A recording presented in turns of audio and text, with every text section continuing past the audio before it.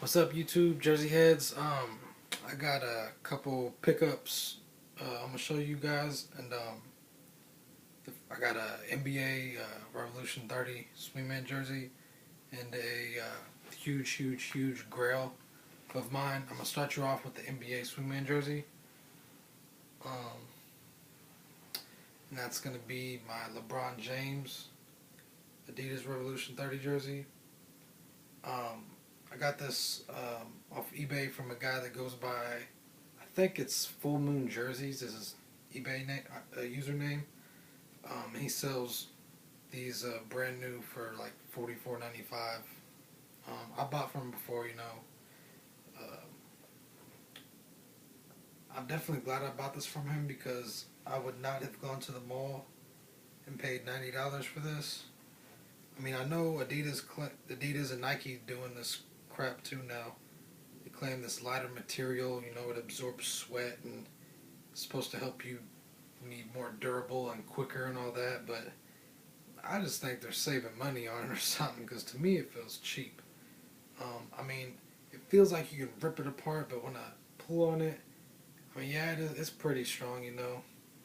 I don't think it feels as uh, nice or not as nice, but like it feels cheaper than the older Swingman jerseys. I think, in my opinion, maybe. But I mean, they look better. You know, I mean, this looks more like what LeBron James is wearing on the court. It just don't feel like it. But you know, that being said, for $44, you know, I ain't mad at it. I definitely wouldn't go pay retail for this at the sports store. But there's a jock tag, extra large.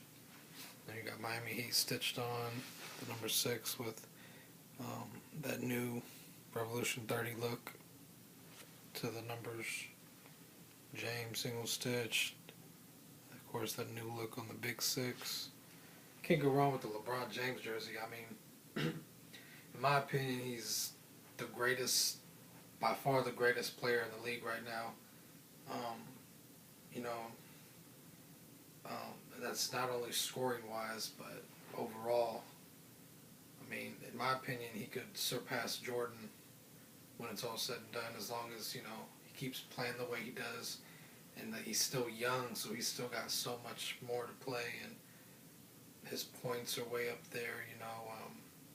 If he can keep building, you know, I mean, it looks like they're going to be a championship caliber team for at least the next, at least definitely this year, and probably next year, and basically as long as James and Wade and all of them are on that team, they're going to keep being a championship caliber team. I definitely think they could use a big man or something, but you know, other than that, this year the teams, you know, I don't really see anybody else besides maybe OKC competing with them.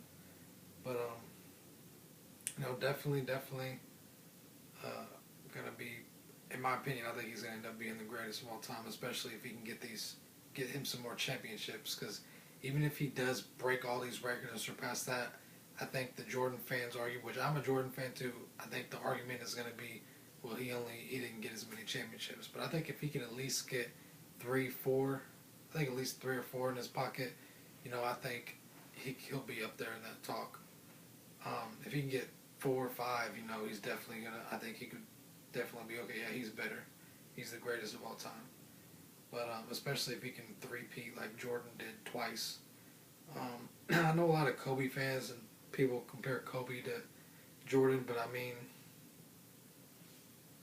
really, no. I mean, Kobe had such great teams when he won his first 3, and you know, yeah, he was definitely the main part of his last 2, but he's good and all, but no, he's not. I think has Kobe even won an MVP? If he has, I think he's only done it once. If he has, I think James already has 3 under his belt. You know, and it looks like he probably get it again this year. So can't go wrong with a LeBron James jersey. You know, I don't want a bunch of Kobe fans crying on my comments trying to argue about who's better, who's better. We all know who's really better. So don't, Kobe fans, please don't put no comments. Um, I'm just kidding. I'm not trying to hurt nobody's feelings. The next jersey is a huge grill of mine that I've been talking about. I actually posted on Kings of Throwbacks a couple weeks ago. might have been a week ago, I don't know, asking if anybody has this jersey, which I didn't think anybody would. I got a couple hits.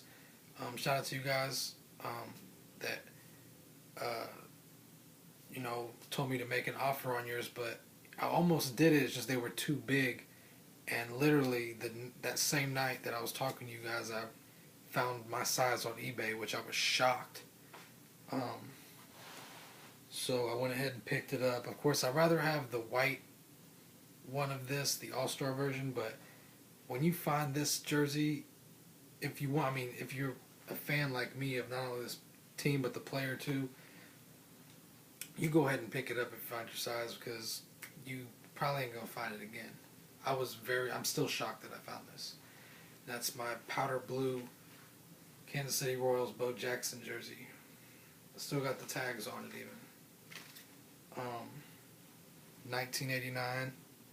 It's the jock tag, Bo Jackson. This is the the Taiwan version. 48 extra large. So the tags on it. Button up. Single stitch Royals across the front. Single stitch 16. You've got the Kansas City patch on the left sleeve. And my favorite thing about these older Royals jerseys in the Bo Jackson and Georgia Brett era is the blue and white striped collar and cuffs on the sleeve. To me that just makes that jersey pop with the powder blue and the white one. I really like that. And it gives it more of an older look because this is kind of how the older jerseys look. You just look at that and say throwback, So there's the front. And the back, you got Jackson, single stitched. You got the number 16, single stitched. I don't know if you guys want a good look at that stitching. This is my first Mitchell & Ness baseball jersey, and it's not, so since it's my first, I only know what the Taiwan version feels like, and it's nice. It's it's definitely heavy, thick material, similar material to the older 90s, which wouldn't be surprised because it's 89. The only other one I have is a 90s jersey in there, and I love the 90s. I love all 90s quality of jerseys, so I'm definitely, Mitchell & Ness does a good job of these jerseys. Definitely real nice. I got my Royals hat, which I plan on getting the powder blue hat just to match better with it, but this is actually the hat that they wore with this jersey, is the solid blue one. Kind of looks funny because I'm wearing an 89 jersey with the 2012 patch, but that is what I rock with it for now until I hit up the sports store and get me the new era baby blue fitted. But definitely one of my favorite jerseys. I've been wanting a Royals jersey for the longest time. But being here in Kansas City, there's just no players that I want because there's nobody I like. So it was either I was going to get a blank jersey or a Bo Jackson or even a George Brett. I'd rather have Bo Jackson. Even though he wasn't here that long, he's my favorite Royal of all time. George Brett's right behind him. I liked Carlos Beltran when he was here. I wouldn't mind having his jersey. I got his Mets jersey. It's just there's nobody here because every time we get a guy developed to an all-star caliber guy, we ship him off and get rid of him. It's like, they start performing, getting better, putting up better superstar, all-star numbers, and they want more money, of course, because they're producing. And Kansas City's like, sorry, nope, you're gonna have to go somewhere else. So we chose to keep Mike Sweeney, sign him to the new contract rather than Beltran. We get rid of Beltran. This was the dumbest move. I hate being a Royals fan for this because it's like, really, are you trying to save money or are you just trying to be nice to Sweeney? Because, Sweeney, he was alright. He wasn't better than Carlos Beltran. And then look at what happened. Sweeney had his numbers go down, and then he gets hurt, and then tries to come back and can't, has to retire. And this was like 5, 6 years ago, 7 years ago. I don't remember how long ago this was. And Beltron's still putting up high numbers he's with St. Louis now. He's still producing. So it's like, damn, man. And then we got rid of, we let Zach Greinke go a year or two ago. The Cy Young winner. We let go of Raul Ibanez. He's still producing. Johnny Damon was, really good there for a long time with Boston and New York. There's more out there. I just can't think off the top of my head, but it's like, really, we could have had like all these all-stars on our team, and it's like, we don't want to pay them. So hopefully hopefully the Royals stop being greedy with the money and start paying the damn players, because you want to sell more tickets, start winning. I'll support my hometown teams to the fullest, but it's hard when you guys aren't putting the money into helping the team get better. You can't win championships. I know there's that movie with the Oakland A's when they, had the lowest paid team and they went really far in the playoffs or whatever. It's just not realistic to do every year, And it's like, are we gonna just keep trying to do this forever? I mean, come on, put some money into the team. Shout out to my Royals though. They are 6-3 on top of the division so far, but again, it's a long 160-some game season, so anything could happen. Hopefully, we start putting up. Hopefully, we keep playing the way we're playing, because we're playing really good ball right now. So anyway, that's gonna do it for my top grail. Well, my top baseball Kansas City grail.